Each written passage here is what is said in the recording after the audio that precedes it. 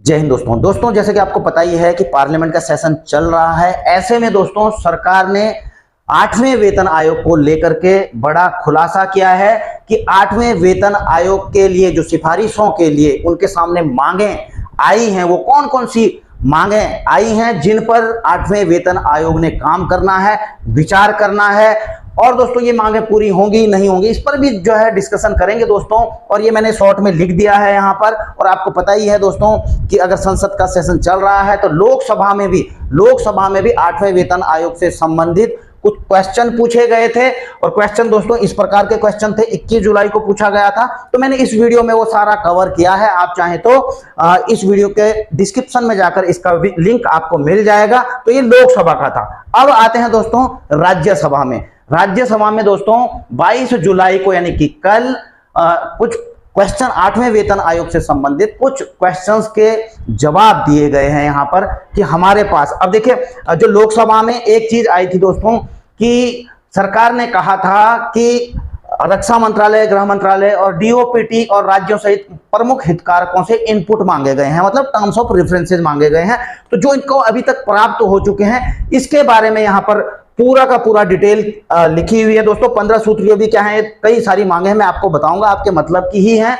आप यहां पर देख रहे हैं दोस्तों 22 जुलाई का राज्यसभा में जो दिया गया है, terms of references for 8th CPC forwarded bye secretary staff side NCJCM की तरफ से जो मांगे दी गई हैं, जो सुझाव दिए गए हैं कि 8वें वेतन आयोग में कर्मचारियों और पेंशन भोगियों में के लिए यह चीजें बढ़ाई जानी चाहिए, इन पर विचार होना चाहिए थ्रू डीओपीटी। तो department of personal and training के थ्रू यह सारी के सारे मांगे गए हैं। और सबसे पहले आप यह देखिए ए में, to examine the existing structure of pay allowance and other benefit facilities. अब देखिए पे कमीशन में क्या होना है, पे आपकी जो सैलरी है, पेंशन है, अलाउंसेज हैं, जो रिटायरमेंट बेनिफिट्स हैं, ग्रेचुटी, कम्यूटेशन, ये सारी चीजें जो हैं, इन चीजों में कुछ ना कुछ FM में चाहे जो भी है, इन पे सुधार होना है।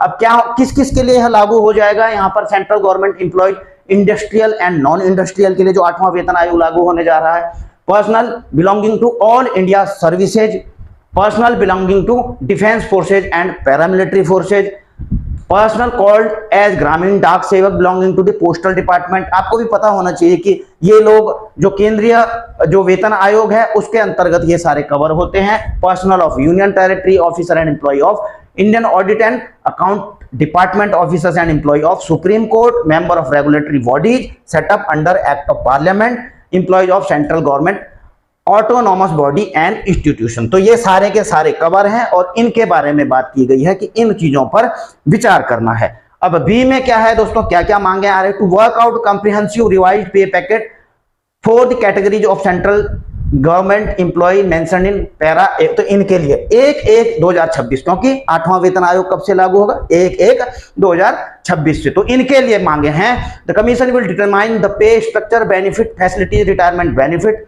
के जो पे कमीशन है इनके ऊपर विचार करें। जो अभी पे स्ट्रक्चर है उसमें बदलाव, benefits, retirement benefit, facilities, retirement benefit, welfare matters, welfare की जो स्कीम चलती हैं, taking into account to provide the minimum wage as a decent and dignified living wage, कि उनका जो मिनिमम वेज है उसको इस प्रकार से सेटअप किया जाए कि ये जो पेंशनर्स हैं या सैलरीड हैं, इनकी जो लाइफ है उनका डिसेंट और डिग्निफाइड लाइफ जी सकें।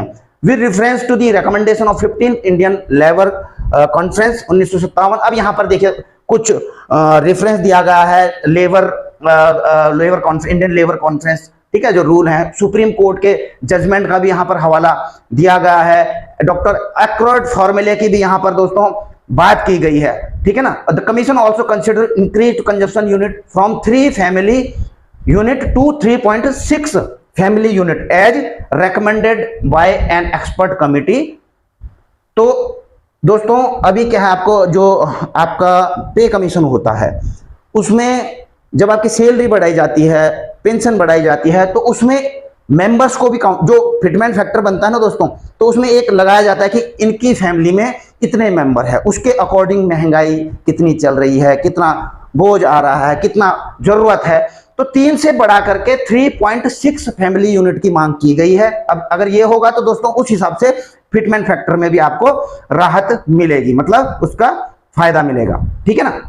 अच्छा जी, इसके बाद क्या है दोस्तों, डी में the 8th CPC should consider merger of non viable pay scale such as level 1 with level 2, level 3 with level 4 and level 5 with level 6। तो जैसे आपको पता है ना दोस्तों, पिछले पे कमीशन में पहले ABCD अलग अलग ग्रुप होते थे, तो बाद में क्या कहा, 3 ही ग्रुप कर दिए गए हैं, XYZ हो गया है, ठीक है ना। पहले ABCD, EFGH कितने ग्रुप थे, तो उनको अब मर्ज कर दिया है। तो इसी प्रकार से अब हो गया है लेवल 1, 2, 3। तो मांग की गई है कि लेवल 1 को बढ़ा करके लेवल 2 के बराबर लाया जाए, लेवल 3 को लेवल 4 और लेवल 5 को लेवल 6 के बराबर इनको मर्ज कर दिया जाए। कुल मिला के जैसे XYZ हो चुका है, XY ग्रुप हो चुका है, अब तो पहले XYZ भी था, अब केवल XY ग्रुप हो चुका है। तो इस प्रकार से जो लेवल 1, 2 के होंगे दोस्तों, इनकी लेवल 1, 3, 4, तो इनकी भी सैलरी उस हिसाब से हाइक हो जाएगी, बढ़ जाएगी। अगर इनका लेवल मर्ज किया जाता है तो निचले कर्मचारी को इससे ज्यादा बेनिफिट मिलेगा, ठीक है। अच्छा, अगला, तो consider the existing anomalies in MSCP scheme and to recommend minimum 3 promotion in service with very defined hierarchical structure and MSCP in promotional hierarchy। अब देखिए MSCP में भी यहाँ पर जो इसमें एनोमलीज हैं, जो विसंगतियां हैं, उसमें सुधार की बात की गई है, 3 प्रमोशन की यहाँ पर बात की गई है, ये मांग उठाई गई है दोस्तों, ठीक है। आपको पता ही है MSCP में भी काफी, जैसे 2006 से पहले, 6 के बाद, तो ये इन चीजों पे जो है सुधार की मांग की गई है। To determine the percentage of dearness allowance and dearness relief immediately to be merged with pay and pension। तो जो DA और DR है दोस्तों, आपको मिलता है पेंशनर्स को, और सैलरीड को DA मिलता है, पेंशनर्स को DR।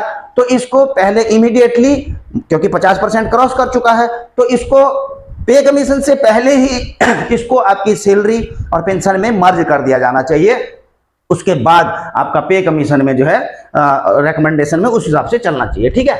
अच्छा जी, to settle the various 7th CPC anomalies which the sub staff side raised in anomalies committee meeting and JCM meeting. देखिए, कई अनोमलीज थी, विसंगतियां आपको पता ही है रहती हैं, बाद में पकड़ में आती कि ये विसंगति है।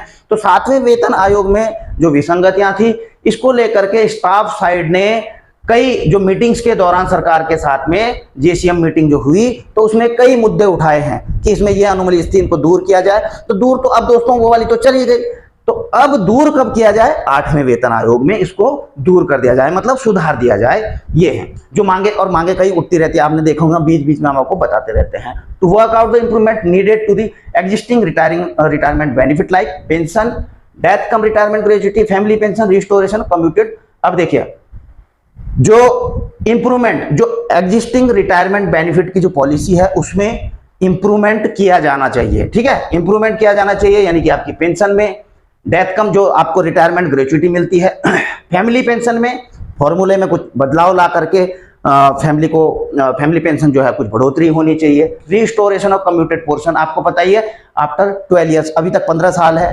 कोर्ट में भी चले गए, सारे चले गए, आपको पता है, ठीक है।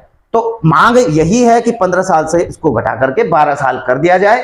Implementation of parliamentary standing committee, और मैंने आपको बताया भी था दोस्तों, कम्यूटेशन के लिए अगर इसकी जो 15 से 12 होगा तो 8वां पे कमीशन ही कर पाएगा, उससे पहले तो मुश्किल लग रहा है, और काम बहुत चल भी रहा है। देखिए, implementation of parliamentary standing committee recommendation of investment of पे पेंशन आफ्टर एवरी 5 ईयर्स। अब देखिए, जैसे OROP होता है ना दोस्तों, कि हर 5 साल में OROP रिवाइज होता है, तो और सेंट्रल गवर्नमेंट की जो अन्य कर्मचारी हैं, इंक्लूडिंग डिफेंस पर्सनल, तो उनका हर 10 साल में पे कमीशन के तहत रिवाइज होता है, बढ़ोतरी होती है। तो मांग यह है कि 5 साल में कर दिया जाए, कि हर 5 साल में सैलरी और पेंशन में बढ़ोतरी हो, ठीक है ना। अच्छा जी, to review and to restore the defined and non contributory pension scheme under CCS 72। अब देखिए, बात यह है, मांग किस चीज, अभी आपको पता है पहले NPS आया, तो उसमें भी कंट्रीब्यूशन होता है एम्प्लॉय का, एम्प्लॉयर का भी होता है। उसके बाद जो है एक मार्केट से जो भी है उस हिसाब से NPS के थ्रू उनको पेंशन मिलती है, ठीक है ना, जो भी रेट होता है। उसके बाद UPS आ गया। अब UPS में गवर्नमेंट ने कहा कि हम जो है 50% हम देंगे पेंशन, लेकिन इसमें है क्या कि एम्प्लॉय को भी अपना कंट्रीब्यूशन करना पड़ता है। तो मांग यह है कि नॉन कंट्रीब्यूशन, बिना एम्प्लॉय के कंट्रीब्यूट किए हुए उनको पूरा, जैसे ओल्ड पेंशन स्कीम में था एम्प्लॉय को कोई कंट्रीब्यूशन नहीं करना पड़ता था, 2004 से पहले की बात है, तो यूपीएस में करना पड़ रहा है। तो मांग यह है कि नॉन कंट्रीब्यूटरी पेंशन स्कीम को लागू किया जाना चाहिए जिसमें एम्प्लॉय का कोई भी कंट्रीब्यूशन ना हो। ठीक है, अब ये मांग है। इसके बाद to review and recommend children education allowance and hostel subsidy up to the post graduation level. अब देखिए अभी तक कहां तक मिलता है, जो सीए मिलता है आपको, जो एम्प्लॉय होते हैं उनको मिलता है दोस्तों अंडर ग्रेजुएशन तक का।